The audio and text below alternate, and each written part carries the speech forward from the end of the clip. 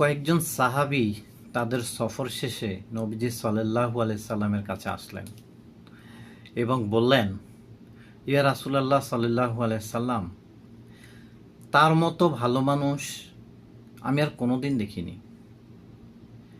সে যেখানেই সফরে থেমেছে সেখানেই নামাজ আদায় করেছে, যেখানেই থেমেছে সেখানেই কুরআন তালাওয়াত করেছে।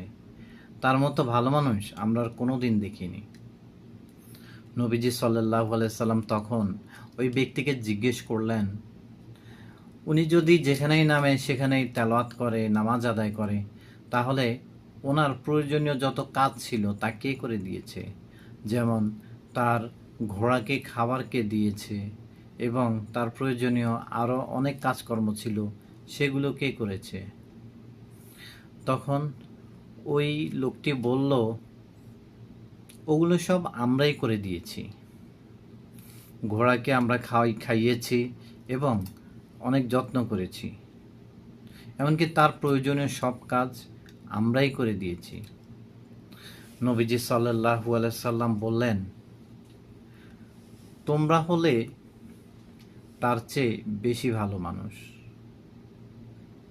এটা আমার কথা না, এটা হলো কাবালা রাদিয়াল্লাহু তাআলা থেকে বর্ণিত আবু দাউদ শরীফের হাদিস।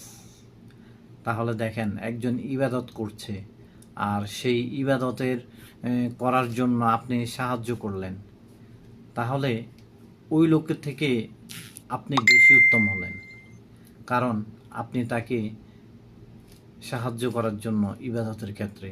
তাই প্রত্যেক ভালো কাজেই যে যাকে সাহায্য করবে সেই ভালো কাজের সদগাহ অবশ্যই ওই সাহায্যকারী পাবে। আল্লাহ আমাদের সবাইকে তৌফিক দান করুক যেন আমরা সবাই ভালো কাজে সহযোগিতা করতে পারি। আমিন।